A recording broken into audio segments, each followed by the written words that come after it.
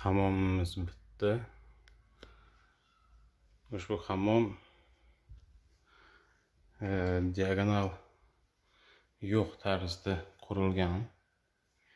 Shu sababli buni shuvoq bilan emas, balki panellar bilan tekislab chiqardik.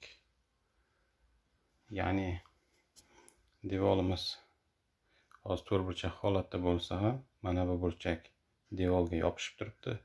Mana bu devor esa orqa devor bilan orasi 40 cm zazori bor. Shu sababli ham plitka kafelni o'rniga mana bunaqa panellardan, dekorplastdan ishlatganmiz. Aristonimiz 100 litrlik. Bunga maxsus uголникdan kronshtayn svarka qilinib, yasalib o'rnatilgan. Kirish chiqishlari, stiralka qo'yilgan, umvalnik qo'yilgan va yuvinish uchun barcha jihozlar. Tom ham plastikdan. Kafellarimiz esa faqat yerga terilgan bo'lib, 60 ga 60 razmerdagi kafel terilgan. Hamda alohida bu vannamiz uchun uzo sistemasini qo'yganmiz. Chunki bu yerda namlik bo'ladi. Kliush mashinasi Ariston ishlaydi. Noxosta tok urganda klientni himoya qiladi. O'chib. Chunki zazemleniya sistemasi yo'q bu yerda. Kafelimiz terilgan bunisi xonada ham. Bularni devori ham xuddi shunday. Mana bu devor zich terilgan bo'lsa, mana bu yerda 40 cm orqasi bo'shlig'i bor. Xuddi mana shu yerda ham shu holat. Bu yer zich bo'lsa, mana bu yerda 40 cm zazori bor. Mana shu bilangina to'g'irlaganmiz. Mana bu yerni ko'rsa, bunaqasi razmeri bilinadi. Hamda deraza mana shu tekis holatda bo'ladigan bo'lsa, deraza bu tarafga qaratilgan. Chunki uy qiyshiqlik bo'lgani uchun bu yer ham qiyshiq qurilgan bo'lgan, ya'ni to'liq betondan ko'tarilgan, apolovka to'kilib. Buncha katta joyni shuvoq bilan tekislashni iloji bo'lmaganligi uchun, chunki 40 cm dan ziyod joylari ham bor. Shuni ham ekonom variant, ham tekislash maqsadida temir profillar bilan hamda dekorplast bilan yopganmiz.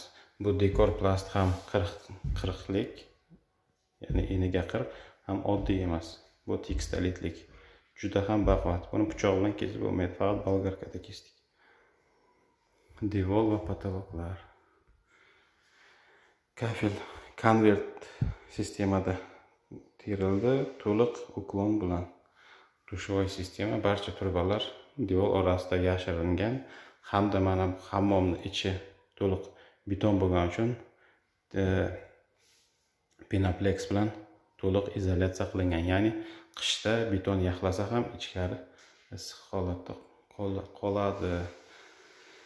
Va mana 600 diametrlik turbadan pechka yasaldi katyol. Bu katyol qiziganda plastikka ziyon yetkazmaslik uchun atrofi g'isht bilan o'raldi, hamda tepasi tunika bilan yopilib, qolgani Pinaplex dekorplastga o'tib ketgan. Buni ham temperaturasini nazorat qilish uchun datchik qo'yganmiz, temperaturani ko'rib turish uchun. Va bu yerda svet ko'p o'char ekan, ham shuning uchun yopiq sistema bu yerga to'g'ri kelmadi. Shuning uchun zagloshka qo'yib alohida bitta teshik qo'ydik. Bu teshik suvni to'lganini nazorat qiladi, hamda tepaga xuddi mana shu bochkadan ikkitasini birlashtirilib bochka yasalgan. Agar suv bo'lmagan holda mana shu yerdan to'ldiriladi, qizdirilib, orqa tarafda olov yonadi, qizdiriladi, issiq suvdan qishdan foydalansa bo'ladi, suv yo'q paytlari. Chunki bu yerda sentralniy vodoprovod o'tmagan hamda qishloq joy bo'lgani uchun svet o'chishi ko'p bo'lyapti. Shu sababdan ham kotел umuman tokka anavi qilinmagan. Nima deydi? Независимый. Ya'ni suvni qo'yasiz, suv bo'lmaganda chelaklab yerga varonka qo'yib to'ldirib olasiz. O'tni yoqib qizdirasiz yoki propan balon bilan горелкani ulaydi. Gaz ham o'tmagan bu yerda. Propan balon bilan qizdirib olinadi. Mana shu suv bu yerda mana shu yergacha yopiq bo'ladigan bo'lsa, mana shu joyi yopiq, polni kristalinalar bilan 20 daqiqaning ichida qiziydi suv. To'liq 70 gradus holatiga keladi. Ichida 140 litr suv sig'adi bunga. Hamda o'tin juda ham ekonomik variantda yasalgan. Alov birdan tagida yonadi, ham chiqqanda ichida polni kreslari bor. Shuni hisobiga juda tez qiziydi.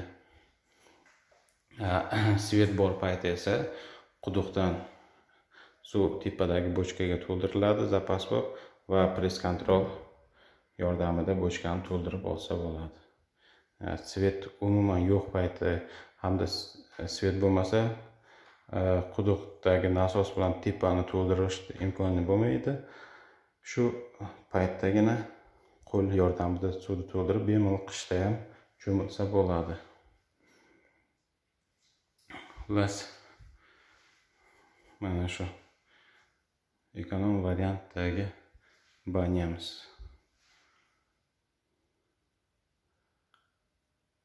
To'liq barcha diagonallari ajoyib tarzda chiqarilgan. Juda ixchamgina va chiroyli chiqdi.